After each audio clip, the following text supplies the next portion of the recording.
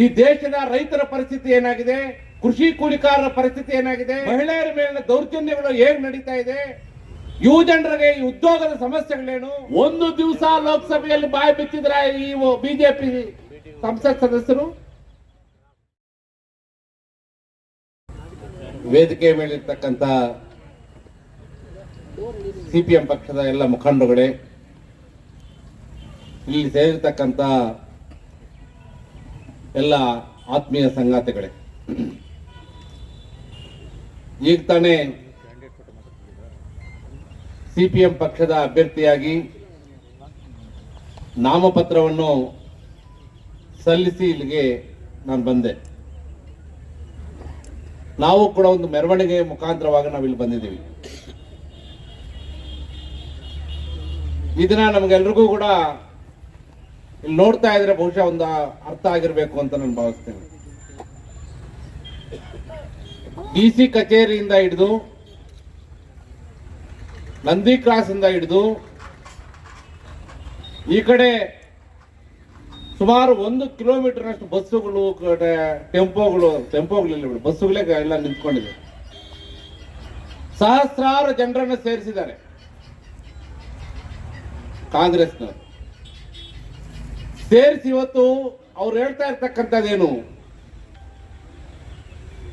ಈ ದೇಶದ ರೈತರ ಪರಿಸ್ಥಿತಿ ಏನಾಗಿದೆ, ಕೃಷಿ ಕೂಲಿಕಾರರ ಪರಿಸ್ಥಿತಿ ಏನಾಗಿದೆ, ಮಹಿಳೆಯರ ಮೇಲಿನ ದೌರ್ಜನ್ಯಗಳು ಹೇಗೆ ನಡೀತಾ ಇದೆ,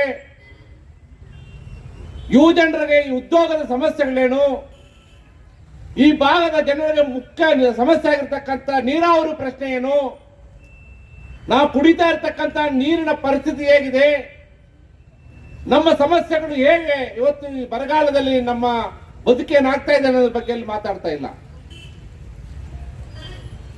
ಇವತ್ತು ಅವರು ಕೇವಲ ರೋಡ್ ಶೋ ಮಾಡಿ ಕೋಟ್ಯಾಂತರ ರೂಪಾಯಿ ಹಣವನ್ನು ಸುರಿದು ದೊಡ್ಡ ರ್ಯಾಲಿ ಮಾಡಿ ಜನರಲ್ಲಿ ಒಂದು ವಾತಾವರಣವನ್ನು ನಿರ್ಮಾಣ ಮಾಡಿ ಕೋಟಿಗಳು ಸುರಿದು ಇವತ್ತು ಲೋಕಸಭೆಗೆ ಹೋಗಬೇಕು ಅಂತೇಳಿ ಇವತ್ತು ದೊಡ್ಡ ರೀತಿಯಲ್ಲಿ ನಡೀತಾ ಇದೆ, ನಾವು ನೋಡ್ತಾ ಇದ್ದೀವಿ. ನಾಳೆನೂ ಒಂದಿದೆ ರ್ಯಾಲಿ. ನಾಳೆ ಬಿಜೆಪಿ ಅವ್ರದ್ದು ರ್ಯಾಲಿ. ಅವರು 1 ಲಕ್ಷ ಜನ ಸೇರಿಸ್ತಾರಂತೆ. ಇಲ್ಲಿ ಕೋಟಿಗಳು ಖರ್ಚು ಮಾಡಿದ್ರೆ ಎಷ್ಟು ಲಕ್ಷ ಆದ್ರೂ ಸೇರಿಸಬಹುದು. ಆದ್ರೆ ಇವತ್ತು ನಾವು ಸಿಪಿಎಂ ಪಕ್ಷವಾಗಿ ಕೇಳ್ತಾ ಇದೀವಿ, ಬಿಜೆಪಿ ಅವರೇ, ಇದೇ ಚಿಕ್ಕಬಳ್ಳಾಪುರ ಜಿಲ್ಲೆಯ ಮತದಾರ, ಲೋಕಸಭಾ ಕ್ಷೇತ್ರದ ಮತದಾರ, ಕಳೆದ ಲೋಕಸಭಾ ಚುನಾವಣೆಯ ಸಂದರ್ಭದಲ್ಲಿ ನಿಮ್ಮ ನರೇಂದ್ರ ಮೋದಿಯ ಮಾತು ಮತ್ತು ನಿಮ್ಮ ಮಾತನ್ನು ನಂಬಿ ಮತ ಹಾಕಿ ಪಾರ್ಲಿಮೆಂಟ್ ಕಳಿಸಿದ್ರಲ್ಲ. ಕಳೆದ 5 ವರ್ಷಗಳಲ್ಲಿ ಚಿಕ್ಕಬಳ್ಳಾಪುರ ಲೋಕಸಭಾ ಕ್ಷೇತ್ರದ ಬಿಜೆಪಿ ಸಂಸತ್ ಸದಸ್ಯನ ಕೆಲಸ ಏನು?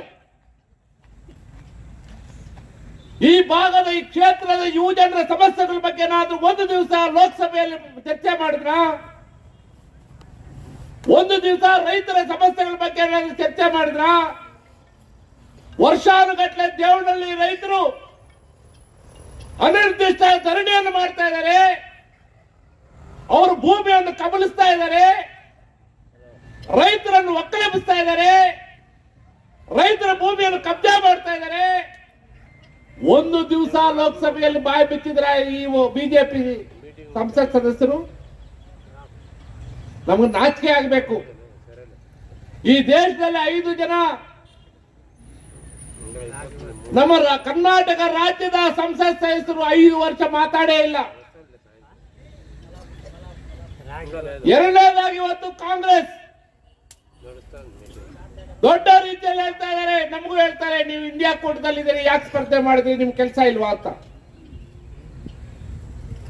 ಸಿದ್ದರಾಮಯ್ಯ ಹೇಳಿದ್ದೇನು, ಅಧಿಕಾರಕ್ಕೆ ಬಂದ ಮೇಲೆ ನಾವು ರೈತರ ಪರವಾದಂತಹ ನೀತಿಗಳನ್ನು ತರ್ತೀನಿ ಅಂದ್ರು, ಕೂಲಿಕಾರರ ಬದುಕನ್ನು ಹಸರು ಮಾಡ್ತೀನಿ ಅಂದ್ರು,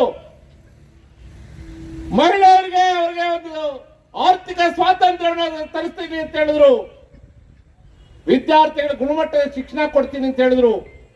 ಏನಾಗಿದೆ ಇವತ್ತು ರಾಜ್ಯ ಸರ್ಕಾರದ ಪರಿಸ್ಥಿತಿ? ಇವತ್ತು ನಾವು ಪ್ರಶ್ನೆ ಮಾಡ್ತಾ ಇದೀವಿ, ಈ ಬೆಂಗಳೂರು ಗ್ರಾಮಾಂತರ ಜಿಲ್ಲೆ ಇರ್ಬೋದು, ಚಿಕ್ಕಬಳ್ಳಾಪುರ ಜಿಲ್ಲೆ ಇರ್ಬೋದು, ಪಕ್ಕದ ಕೋಲಾರ ಜಿಲ್ಲೆ ಇರ್ಬೋದು, 25 ವರ್ಷಗಳ ಹಿಂದೆ ಅಂದಿನ ಸಿಪಿಎಂ ನಾಯಕ ಶ್ರೀರಾಮ ರೆಡ್ಡಿ ಅವರ ನಾಯಕತ್ವದಲ್ಲಿ ಈ ಭಾಗಕ್ಕೆ ಶಾಶ್ವತ ನೀರಾವರಿ ಬೇಕು, ಶಾಶ್ವತ ನೀರಾವರಿ ಯೋಜನೆಗಳನ್ನು ಕಲ್ಪಿಸಬೇಕು ಅಂತೇಳಿ ಹಳ್ಳಿಯಲ್ಲಿ ಹೋರಾಟವನ್ನು ಪ್ರಾರಂಭ ಮಾಡಿದಾಗ ನಾನು SFI ನ ಹುಡುಗರಾಗಿದ್ದೆ. ಮೊಟ್ಟ ಮೊದಲ ಬಾರಿಗೆ ನಮ್ಮ SFI ಸಂಘಟನೆ ಇದೆ ಚಿಕ್ಕಬಳ್ಳಾಪುರದಲ್ಲಿ ಪರಮಶಿವರನ್ನು ಕರೆದು ಎಲ್ಲ ಶಾಸಕರು, ಮಾಜಿ ಶಾಸಕರನ್ನು ಕರ್ಕೊಂಡು ಬಂದು ನಾವು ವಿಚಾರ ಸಂಕಿರಣ ಮಾಡಿ ಹೋರಾಟವನ್ನು ಚಾಲನೆ ಮಾಡಿದ್ದು. ಲಕ್ಷಾಂತರ ರೈತರು, ಜನತೆ ನಾವು ಪಾದಯಾತ್ರೆಗಳು ಮಾಡಿದ್ವಿ, ಹೋರಾಟಗಳು ಮಾಡಿದ್ವಿ. ನೀರೇನಾದ್ರೂ ಕೊಟ್ರ? ನಮ್ಮ ಬಾಗೇಪಲ್ಲಿಯಿಂದ ಕೇವಲ 5 ಕಿಲೋಮೀಟರ್ ದೂರದಲ್ಲಿ ಇವತ್ತು ಕೃಷ್ಣಾ ನೀರು ಬರ್ತಾ ಇದೆ. ಈ ಭಾಗಕ್ಕೆ ಯಾವ ನೀರು ಕೊಡ್ತೀನಿ ಅಂತ ಹೇಳ್ತಾ ಇದ್ದೀರಿ ಕಾಂಗ್ರೆಸ್ನವರು, ಬಿಜೆಪಿಯವರು. ಬೆಂಗಳೂರಲ್ಲಿ ಇರ್ತಕ್ಕಂಥ ಚಿರಂಡಿ ನೀರನ್ನು ಇವತ್ತು ಈ ಕಡೆ ನಾವು ಹರಿಸ್ತೀವಿ ಅಂತ ಹೇಳಿ ನಮ್ಮ ಕೆರೆಗಳನ್ನು ಮಲಿನ ಮಾಡ್ತಾ ಇದ್ದೀರಿ. ನಮ್ಮ ಬದುಕಿನ ಆರೋಗ್ಯದ ಮೇಲೆ ಪ್ರಭಾವ ಬೀರ್ತಾ ಇದೆ. ನಮ್ಮ ಕೃಷಿ ಚಟುವಟಿಕೆಗಳ ಮೇಲೆ ಪ್ರಭಾವ ಬೀರ್ತಾ ಇದೆ. ಈ ಬಗ್ಗೆ ಇಲ್ಲಿನ ರೈತರು, ಇಲ್ಲಿನ ಜನತೆ ಆ ನೀರು ನಾವು ಬೇಡ ಅಂದ್ರೂ ಕೂಡ ಅದರ ಬಗ್ಗೆ ಇವತ್ತು ಕಾಂಗ್ರೆಸ್ ಬಾಯಿ ತೆರೆಯಲ್ಲ, ಬಿಜೆಪಿ ಕೂಡ ಬಾಯಿ ತೆರೆಯಲ್ಲ. ಬಂಧುಗಳೇ, ಸಮಯ ಇಲ್ಲ. ಇವತ್ತು ಕೆಂಬಾವಟ, ಇವತ್ತು ನಾವು ಚುನಾವಣೆಯಲ್ಲಿ ನಿಂತಿದ್ದೀವಿ. ನಮ್ಗೆ ಗೊತ್ತಿದೆ ನಮ್ಮ ಶಕ್ತಿ ಎಷ್ಟು ಅಂತ, ನಮ್ಮ ಸಾಮರ್ಥ್ಯ ಎಷ್ಟಿದೆ ಅಂತ ಗೊತ್ತು ನಮಗೆ. ಇವತ್ತು ನಾವು ನಿಂತಿರ್ತಕ್ಕಂಥದ್ದೇನೆಂದ್ರೆ ಈ ಬಿಜೆಪಿಯ, ಈ ಕಾಂಗ್ರೆಸ್ನ ಈ ಜನವಿರೋಧಿ ವಿಧಾನಗಳೇನಿದೆ, ಈ ಬಂಡವಾಳಗಾರರ ಏಜೆಂಟ್ಗಳಾಗಿ ಗುಲಾಮರಾಗಿ ಬದುಕತಕ್ಕಂತ ಬಿಜೆಪಿ ಕಾಂಗ್ರೆಸ್ನ ಬಂಡವಾಳವನ್ನು ಜನತೆಯ ಮುಂದೆ ಇಡಬೇಕು ಅಂತ ತೀರ್ಮಾನ ಮಾಡಿ ನಾವು ಚುನಾವಣೆಯಲ್ಲಿ ನಿಂತಿದ್ದೀವಿ. ಇವತ್ತು ಸಿಪಿಎಂ ಕಾರ್ಯಕರ್ತರಾಗಿ ನಾವು ಮನೆ ಮನೆಗೆ ನರೇಂದ್ರ ಮೋದಿಯ ಜನವಿರೋಧಿ ನೀತಿಗಳ ಬಗ್ಗೆ, ಕಾಂಗ್ರೆಸ್ನ ಎಡಬಡಿಂಗಿತನದ ನೀತಿಗಳ ಬಗ್ಗೆ ಇವತ್ತು ಜನರಲ್ಲಿ ಇವತ್ತು ಜಾಗೃತಿ ಮೂಡಿಸ್ತಕ್ಕಂಥ ಕೆಲಸವನ್ನು ನಾವು ಮಾಡಬೇಕಾಗಿದೆ. ಆ ಮೂಲಕ ನಾವು ಮತಯಾಚನೆಯನ್ನು ಮಾಡಬೇಕಾಗಿದೆ. ಹಾಗಾಗಿ ಇವತ್ತು ಈ ಕ್ಷೇತ್ರ 19.5 ಲಕ್ಷ ಮತದಾರರಿರ್ತಕ್ಕಂಥ ಕ್ಷೇತ್ರ. ಇದೊಂದು ವಿಭಿನ್ನವಾಗಿರ್ತಕ್ಕಂಥ ಕ್ಷೇತ್ರ. ಬೆಂಗಳೂರು ನಗರ ಪ್ರದೇಶದಲ್ಲಿರ್ತಕ್ಕಂಥ ಜನರ ಬದುಕೆ ಒಂದು ರೀತಿ ಇದೆ, ಯಲಹಂಕದ ಜನರ ಬದುಕೆ ಒಂದು ರೀತಿ, ಬಾಗೇಪಲ್ಲಿಯ ಗೂಳೂರು ಹೋಬಳಿಯ ಜನರ ಬದುಕೆ ಒಂದು ರೀತಿ. ಯಲಹಂಕದಲ್ಲಿರ್ತಕ್ಕಂಥ ಒಂದು ಕುಟುಂಬ ಒಂದು ದಿನಕ್ಕೆ, ಒಂದು ತಿಂಗಳಿಗೆ 2 ಲಕ್ಷ ಖರ್ಚು ಮಾಡ್ತಾ ಇದೆ. ಗೂಳೂರು ಹೋಬಳಿಯಲ್ಲಿ ಇರ್ತಕ್ಕಂಥ ಒಂದು ಕುಟುಂಬ ತಿಂಗಳಿಗೆ 2,000 ರೂಪಾಯಿ ಕೂಡ ಇಲ್ಲದೆ ಇರ್ತಕ್ಕಂಥ ಅತ್ಯಂತ ಸಂಕಷ್ಟ ಬಡತನದಲ್ಲಿ ಬದುಕ್ತಕ್ಕಂಥ ಜನ ಇದ್ದಾರೆ. ಈಗ ನಿಂತಿರ್ತಕ್ಕಂಥ ಅಭ್ಯರ್ಥಿಗಳು ಎಂದಾದರೂ ರೈತರ ಬಗ್ಗೆ ಆಗಲಿ, ಜನರ ಬಗ್ಗೆ ಆಗಲಿ, ಈ ಕ್ಷೇತ್ರದ ಸಮಸ್ಯೆಗಳ ಬಗ್ಗೆ ಆಗಲಿ ಒಂದು ಹೋರಾಟವನ್ನು ಬೀದಿಗಿಳಿದು ಹೋರಾಟ ಮಾಡಿದಾರ? ಇಲ್ಲ. ಕೇವಲ ಹಣಬಲ, ಜಾತಿ ಬಲದ ಮೇಲೆ ಇವತ್ತು ಮತವನ್ನು ಕಸಿದುಕೊಂಡು ನಾನು ಬೇಗ ಸಂಸತ್ಗೆ ಹೋಗ್ಬೇಕು, ನಾನು ಬೇಗ ಸಂಸತ್ಗೆ ಹೋಗ್ಬೇಕು ಅಂತ ಹೊರಟಿದ್ದಾರೆ. ಇಂಥ ಒಂದು ಸಂದರ್ಭದಲ್ಲಿ ಜನರನ್ನು, ಮತದಾರರನ್ನು ಹುಚ್ಚರನ್ನಾಗಿ ಮಾಡ್ತಕ್ಕಂಥ, ಜಾತಿವಾದಿಗಳನ್ನಾಗಿ ಅವರನ್ನು ಬೆಳೆಸ್ತಕ್ಕಂಥ ಎಲ್ಲ ರೀತಿಯಾದಂತ ಜನವಿರೋಧಿ ವಿಧಾನಗಳನ್ನು ಇವತ್ತು ಅಳವಡಿಸಿ ಮತವನ್ನು ಪಡೀಲಿಕ್ಕೆ ಇವತ್ತು ಅವರು ಮುಂದಾಗ್ತಾ ಇದ್ದಾರೆ. ಹಾಗಾಗಿ ಸಿಪಿಎಂ ಪಕ್ಷ ಇವತ್ತು ಕಾರ್ಮಿಕರ ಸಮಸ್ಯೆಗಳೇನು, ಕಾರ್ಮಿಕ ಕಾನೂನುಗಳು ಇವತ್ತು ಕಾರ್ಮಿಕರಿಗೆ ಹೇಗೆ ಮಾರಕ ಆಗಿದೆ, ನಿರುದ್ಯೋಗ ಯಾಕೆ ಬೆಳೀತಾ ಇದೆ, ಬೆಲೆ ಏರಿಕೆ ಯಾಕೆ ಬೆಳೀತಾ ಇದೆ, ಜನಸಾಮಾನ್ಯರಿಗೆ ಇವತ್ತು ಹಣ ಇಲ್ಲ, ಅವರು ಸರಿಯಾದಂತ ಆರೋಗ್ಯ ಇಲ್ಲ, ಜನಸಾಮಾನ್ಯರು ಇವತ್ತು ದೊಡ್ಡ ರೀತಿಯ ಕಷ್ಟದಲ್ಲಿ, ಸಂಕಷ್ಟದಲ್ಲಿದ್ದಾರೆ. ಈ ಎಲ್ಲ ವಿಷಯಗಳನ್ನು ಇವತ್ತು ನಾವು ಜನರ ಮಧ್ಯೆ ತಗೊಂಡೋಗ್ಬೇಕಾಗಿದೆ. ಮನೆ ಮನೆಗೂ ಕರಪತ್ರ ಕೊಡಬೇಕಾಗಿದೆ, ಮನೆ ಮನೆಗೂ ನಾವು ಈ ವಿಷಯವನ್ನು ಹೇಳಬೇಕಾಗಿದೆ. ಸಿಪಿಎಂನ ಕಾರ್ಯಕರ್ತರು ನಾವಿವತ್ತು ನಮ್ಮ ಪಕ್ಷ ನಮ್ಗೆ ಹೇಳಿದೆ, ಈ ಒಂದೆಲ್ಲ ನೀತಿಗಳನ್ನು, ಎಲ್ಲ ವಿಧಾನಗಳನ್ನು ಜನರ ಮುಂದೆ ನಾವು ತೆರೆದಿಡಬೇಕು ಅಂತ ಇವತ್ತು ಪಕ್ಷ ಕರೆ ಕೊಟ್ಟಿದೆ. ಆ ಹಿನ್ನೆಲೆಯಲ್ಲಿ ನಾವೆಲ್ಲರೂ ಕೂಡ ಇದಕ್ಕೆ ಬದ್ಧರಾಗಿ ಕೆಲಸ ಮಾಡಬೇಕಾಗಿದೆ.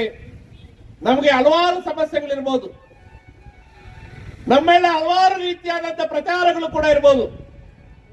ಆದರೆ ಒಂದು ನೆನಪಿಟ್ಕೋಬೇಕು, ಈ ಭಾಗದ ಜನರ ಬದುಕೇನಾದ್ರೂ ಬದಲಾವಣೆ ಆಗಿದೆ, ಈ ಭಾಗದ ಜನರ ಬದುಕಿನಲ್ಲಿ ಹೊಸ ರೀತಿಯಾದಂತಹ ಬದುಕು ಕಂಡುಕೊಳ್ಳಕ್ಕೆ ಸಾಧ್ಯ ಆಗಿದ್ರೆ ಅದು ಈ ಕೆಂಬಾವಟದ ಹೋರಾಟಗಳು, ಈ ಕೆಂಬಾವಟ ಹೋರಾಟದಿಂದ ನಡೆದಿರತಕ್ಕಂಥ ಭೂಮಿ ಇರ್ಬೋದು, ಪಡೆದಿರತಕ್ಕಂಥ ಭೂಮಿ ಇರ್ಬೋದು, ಈ ಹೋರಾಟದಿಂದ ಶಿಕ್ಷಣ ಬದಲಾವಣೆಗಾಗಿ ಶಿಕ್ಷಣ ಸಿಕ್ಕಿರ್ಬೋದು, ಉದ್ಯೋಗ ಸಿಕ್ಕಿರ್ಬೋದು, ಇದೆ ಅಂತಕ್ಕಂಥದ್ದನ್ನು ನಾವೆಲ್ಲರೂ ಕೂಡ ಇವತ್ತು ಅರ್ಥ ಮಾಡ್ಕೋಬೇಕಾಗಿದೆ.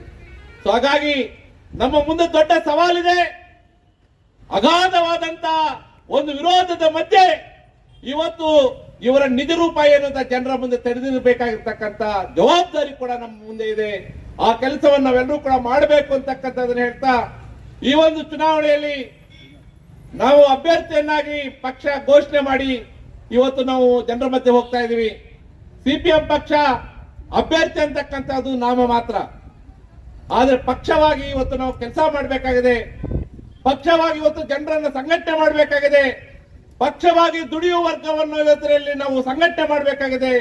ಆ ಕೆಲಸವನ್ನು ಮಾಡಬೇಕು ಅಂತಕ್ಕಂಥದ್ದನ್ನು ಹೇಳ್ತಾ, ನಾವೆಲ್ಲರೂ ಕೂಡ ಜನರನ್ನು ಭೇಟಿ ಮಾಡಿ ಸುತ್ತುಗೋಯ ಕುಡುಗೋಲು ನಕ್ಷತ್ರದ ಗುರುತಿಗೆ ಮತ ಹಾಕಬೇಕು ಅಂತಕ್ಕಂಥ ಮನವಿಯನ್ನು ಮಾಡ್ತಾ, ಈ ಚುನಾವಣೆಯಲ್ಲಿ ಸಿಪಿಎಂ ಪಕ್ಷ ಕರ್ನಾಟಕ ರಾಜ್ಯದಲ್ಲಿ ಪರ್ಯಾಯವಾದಂತಹ ನೀತಿಗಳನ್ನು ತಗೊಂಡು ದುಡಿಯುವ ವರ್ಗವನ್ನು ಸಂಘಟನೆ ಮಾಡ್ತಾ ಜನಚಳವಳಿಯನ್ನು ಬಲಿಷ್ಠಗೊಳಿಸಲಿಕ್ಕೆ ಈ ಲೋಕಸಭಾ ಚುನಾವಣೆಯನ್ನೇ ಪ್ರಧಾನವನ್ನಾಗಿ ನಾವು ವೇದಿಕೆಯನ್ನಾಗಿ ಮಾಡಿಕೊಂಡು ಈ ಒಂದು ಹೋರಾಟದ ಮುಖಾಂತರನೇ ದೊಡ್ಡ ರೀತಿಯ ಚಳವಳಿಯನ್ನು ನಿರ್ಮಾಣ ಮಾಡೋಣ ಅಂತಕ್ಕಂಥದ್ದನ್ನು ಹೇಳ್ತಾ ಮಾತಾಡಕ್ಕೆ ಅವಕಾಶ ಕೊಟ್ಟಂತ ತಮ್ಗೆಲ್ರಿಗೂ ಮಾತನ್ನು ಮುಗಿಸ್ತಾ ಇದ್ದೇನೆ.